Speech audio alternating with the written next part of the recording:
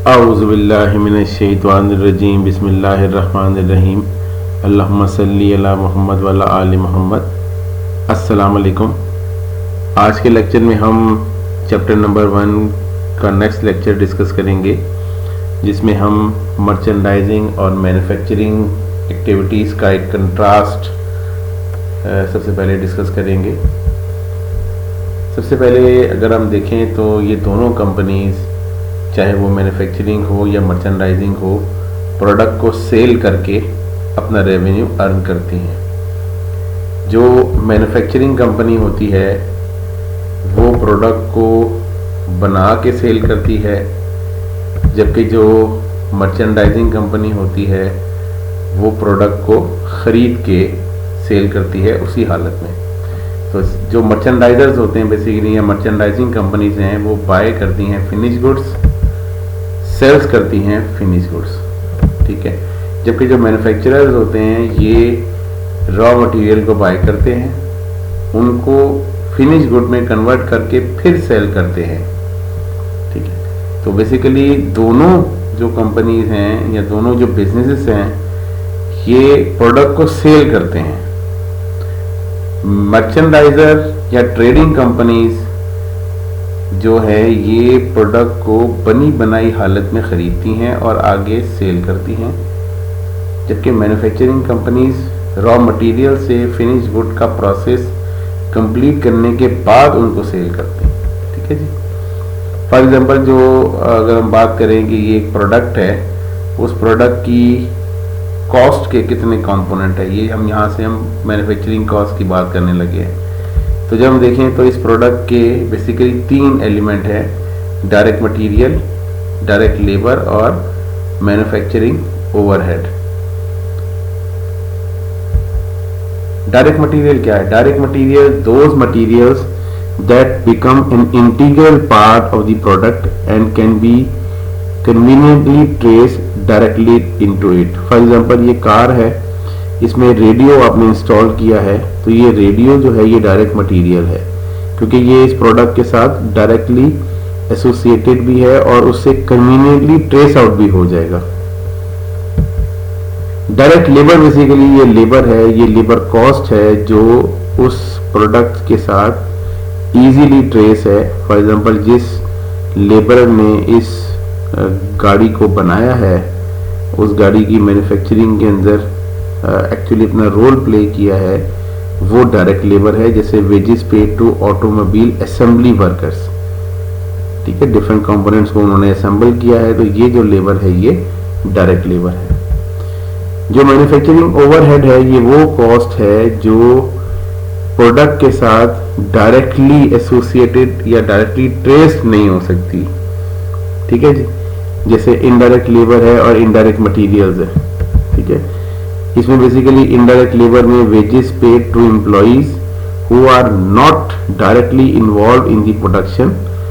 For example, maintenance workers, janitors and security guards, ठीक है। ये फैक्ट्री के गार्ड्स हैं, स्वीपर्स हैं, ठीक है, लेबर सुपरवाइजर हो गया। ये वो लोग हैं जो प्रोडक्ट को मैन्युफैक्चर तो नहीं कर रहे, लेकिन प्रोडक्ट की मैन्युफैक्चरिंग के अंदर फैसिलिटेट कर रहे हैं एक रोल को अपने, ठीक है, और ये डायरेक्टली इन्वॉल्व नहीं है उस प्रोसेस के अंदर।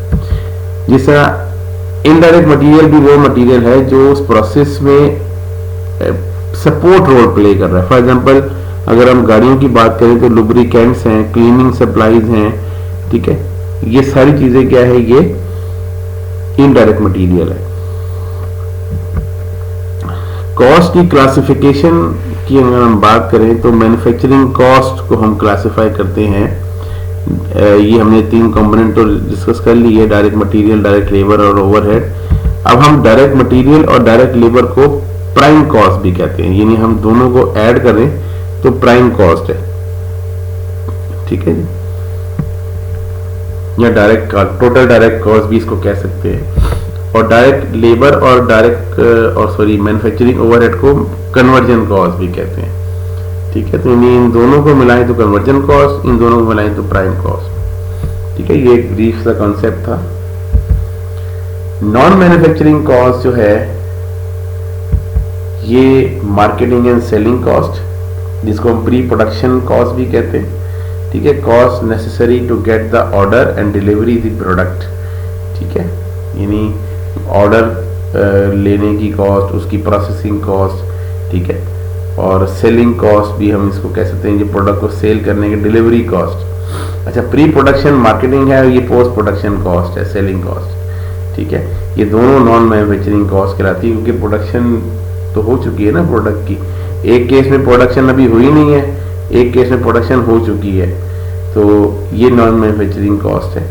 इसके अलावा एडमिनिस्ट्रेटिव कॉस्ट है, जिसमें तमाम executive, organisation and clerical cost होती है, जिसमें हम जैसे अकाउंट्स डिपार्टमेंट है, इसके अलावा HR डिपार्टमेंट है, ठीक है, ये वो डिपार्टमेंट है जो कि एडमिनिस्ट्रेटिव रोल प्ले कर रहे होते हैं, ठीक है, ऑर्गेनाइजेशन के अंदर, इनको नॉन मैन्युफैक्चरिंग कॉस्ट भी कहते हैं। इनका ट्रीटमेंट क्या होता है ये इंशाल्लाह हम डिस्कस करते हैं। अच्छा, अब आप एक क्विक चेक है कि which of the following cost would be considered manufacturing overhead as at Boeing, more than one answer may be correct, ठीक है। अब इसमें देखिएगा, इसमें पहली जो कॉस्ट है वो depreciation on factory forklift trucks, ठीक है, तो डेप्रिसिएशन है, ये तो बिल्कुल ये ओवरहेड है, क्योंकि ये इनडायरेक्ट मैन्युफैक्चरिंग कॉस्ट है, तो ये तो टिक हो गया।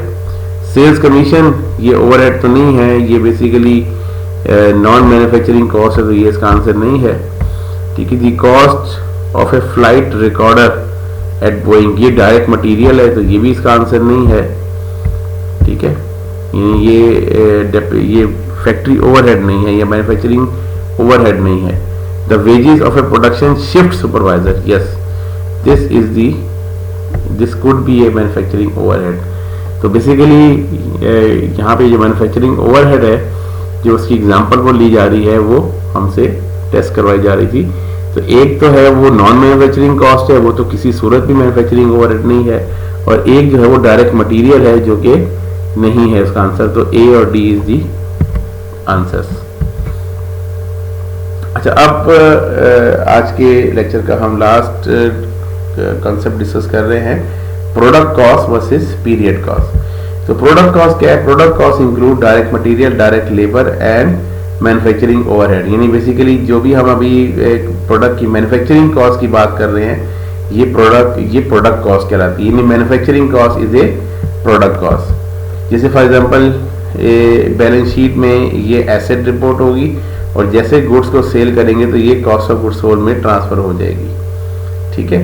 यानी जब तक ये प्रोडक्ट सेल नहीं होगी, ये एसेट ही बैलेंस शीट में रिपोर्ट होती रहेगी, क्योंकि कॉस्ट का पार्ट है। जबकि जो पीरियड कॉस्ट है, period cost are not included in the product cost, they are expense in the income statement.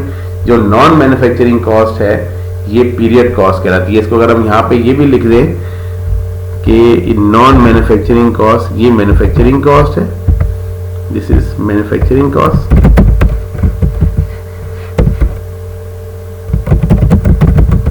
और ये नॉन मैन्युफैक्चरिंग कॉस्ट, ठीक है जी। सही है, इसे आप याद रख लें, ठीक है जी। अच्छा, और ये डायरेक्टली एक्सपेंस होगा, ये इसमें कोई हम एसेट को रिकॉर्ड नहीं करते। तो जैसे ही पीरियड कॉस्ट इंकर होती है, फौरी के तौर पे वो एक्सपेंस रिकॉर्ड हो जाती है। जबकि प्रोडक्ट कॉस्ट उस वक्त तक एक्सपेंस नहीं रिकॉर्ड होती जब तक वो इन्वेंट्री सेल आउट नहीं होती, जिसको वो प्रोडक्ट कॉस्ट चार्ज हुई है, ठीक है जी। तो आज के लेक्चर में हम कॉन्सेप्ट को यहाँ पे क्लोज करते हैं। इंशाल्लाह इसी कंटिन्यूटी में नेक्स्ट लेक्चर पे हम डिस्कस करेंगे। एक क्विक एग्जांपल है, इसको हम नेक्स्ट लेक्चर से इंशाल्लाह डिस्कस करेंगे। उस वक्त तक के लिए अल्लाह हाफिज़, अस्सलाम वालेकुम।